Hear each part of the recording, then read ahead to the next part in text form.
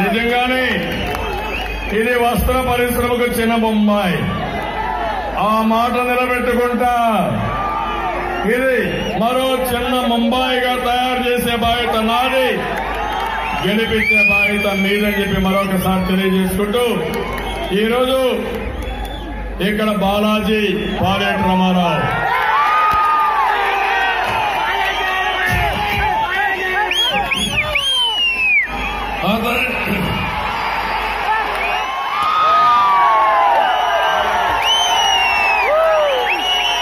బాలాజీ ఒక ఉన్నత కుటుంబం. వాళ్ళ తాతే అప్పట్లోనే మంత్రి. అలాంటి కుటుంబం. ఆయన ఈరోజు పార్టీకి వచ్చాడంటే రౌడీజం ఉండడానికి వెళ్ళలేదు, ఈ ప్రాంతం అభివృద్ధి కావాలని వచ్చిన వ్యక్తి. ఆయనకు తగిన గుర్తింపు ఇచ్చే బాధ్యత నాదని మీ అందరికీ ఆలోచిస్తున్నాను. జంజల శ్రీనివాసరావు మనవాడు హుషారుగా ఉంటాడు. ఎప్పటి నుంచో నేను చూస్తాను మా నాన్నని. బాగా పనిచేస్తాడు, హుషారుగా ఉండమని చెప్తున్నా, భయపడక్కర్లా. నేను బుధమని చేస్తున్నా. ఇంకో పక్క రామారావు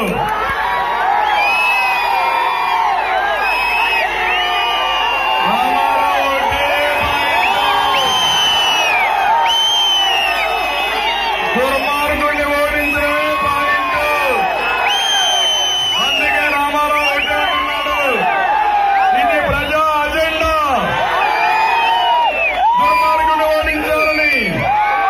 ఓడిస్తాడని చెప్పి నేను మనస్ఫూర్తిగా, రామారావు కూడా ఎప్పటి నుంచో నాకు పరిచయం, ఇప్పుడు కాదు. అలాంటి రామారావుని అన్ని విధాలు అభివృద్ధి చేసే బాధ్యత, గౌరవించే బాధ్యత నాది. పోతల సునీత మొన్నే పోటీ చేసింది, ఆవిడ కూడా ఎమ్మెల్సీగా ఉంది. ఆవిడ మీకు అండగా ఉంటుంది.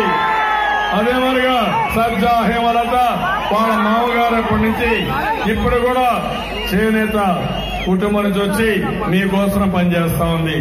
తమ్ముళ్ళు ఇవి చూస్తే చాలా ఆనందం. ఒక్కరి కథల్లా అడుగడుగున మీ విశ్వాసం, మీ అభిమానం అమోఘం. అందుకని సమయం తక్కువ ఉంది కాబట్టి మరొకసారి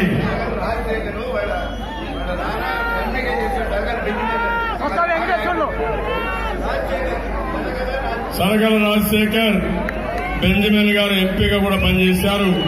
ఆయన కూడా ఓపెన్ గా వచ్చి పనిచేస్తున్నాడు. ఆయన కూడా గట్టిగా స్వాగతించండి, అభినందించండి. అందరికీ మరొకసారి అభినందనలు, ధన్యవాదాలు. మళ్ళా సజ్జా వెంకటేశ్వరరావు ఈయన కూడా బాగా పనిచేస్తున్నాడు. ఈ రోజు చెప్తున్నా, రాష్ట్రానికి మొత్తం విజ్ఞప్తి చేస్తున్నా, 175 నియోజకవర్గాల్లో నేనే అభ్యర్థిని, 25 పార్లమెంట్ లో నేనే అభ్యర్థిని. ఎవరు కూడా అటు ఇటు ఆలోచించద్దండి, గెలిపించండి. ఒకటేనే ఆలోచించేది, ఈ ఎన్నిక అభ్యర్థులు మీరే అనుకోండి. కాబట్టి నన్ను గెలిపించండి, నేను మీకు అండగా ఉంటాను.